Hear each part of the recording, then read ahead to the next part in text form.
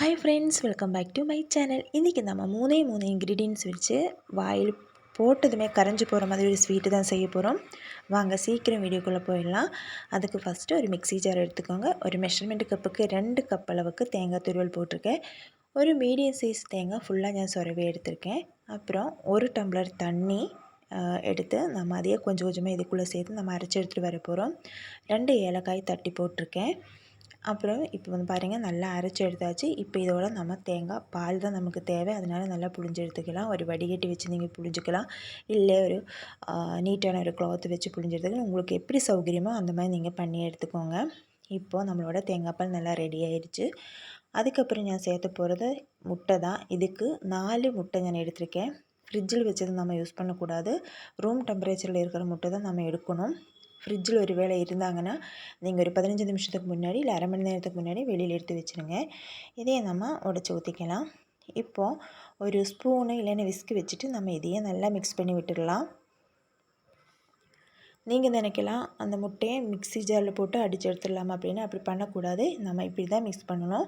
அப்போ தான் இதோட டேஸ்ட்டும் டெக்ஸ்சரெல்லாம் கரெக்டாக உங்களுக்கு வரும். இதே இருக்கிற மெத்தேடில் நீங்கள் பண்ணி பாருங்கள்.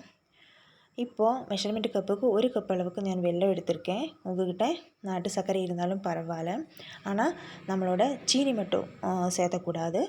அதுதான் இப்படி வெல்லம் இல்லைன்னா நாட்டு சர்க்கரை சேர்த்துனா தான் இதோட ஸ்வீட்டுக்கு ரொம்ப டேஸ்ட்டு, அந்த சுவை, நம்ம ரொம்ப ஹெல்த்தியான ஒரு ஸ்வீட்டு கிடைக்கும் நமக்கு. இப்போ பாருங்கள், எல்லாம் நம்ம மிக்ஸ் பண்ணியாச்சு.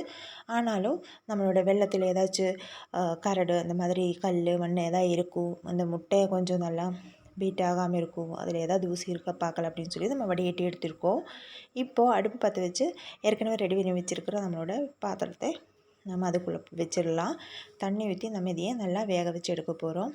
அதுக்கு ஆப்டான ஒரு தட்டெடுத்து க்ளோஸ் பண்ணி நம்ம வச்சிடலாம். ஒரு 10 நிமிஷத்துக்கு ஃபஸ்ட்டு கொஞ்சம் ஹை ஃப்ளேமில் போட்டு அப்புறம் லோ ஃப்ளேமில் போட்டு நீங்கள் வேக வச்சு எடுத்துங்க. இப்போ பாருங்கள், நம்மளோடது ரெடி ஆயிடுச்சு. ஒரு கத்தி வச்சோ இல்லைன்னா ஒரு டூத் பிக் வச்சோ நீங்கள் உள்ளே இன்செர்ட் பண்ணி பார்த்தா உங்களுக்கு தெரியும், கரெக்டாக வந்திருக்கும். இதை அப்போவே நம்ம யூஸ் பண்ணக்கூடாது. அப்படியே நம்ம அந்த ஃப்ரிட்ஜில் ஒரு அரை மணி நேரம் வச்சுருங்க. அதுக்கப்புறம் தட்டிலேருந்து தானாகவே வெளியில் வந்துடும். இப்போ பாருங்கள், பர்ஃபெக்டான நம்மளோட ஹெல்த்தியான ஸ்வீட் ரெடி ஆயிடுச்சு. பாருங்கள் எவ்வளோ சாஃப்டாக இருக்குன்னு நீங்களே பாருங்கள். இந்த மாதிரியெல்லாம் உங்கள் குழந்தைகளுக்கு நீங்கள் ஸ்கூல் விட்டு வரும்போது செஞ்சு கொடுத்தா அவங்களுக்கு ரொம்ப ரொம்ப அது பிடிக்கும்.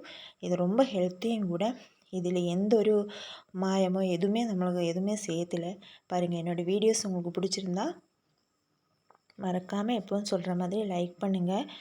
நீங்கள் சொல்கிற ஒவ்வொரு மோட்டிவேஷன் தான் சிம்பிளான வீடியோஸ் போடுறதுக்கு எனக்கு கொஞ்சம் மோட்டிவேட்டாக இருக்கும். நாளைக்கு புது டிஷ்ஷோட வரேன். டாடா, பாய்.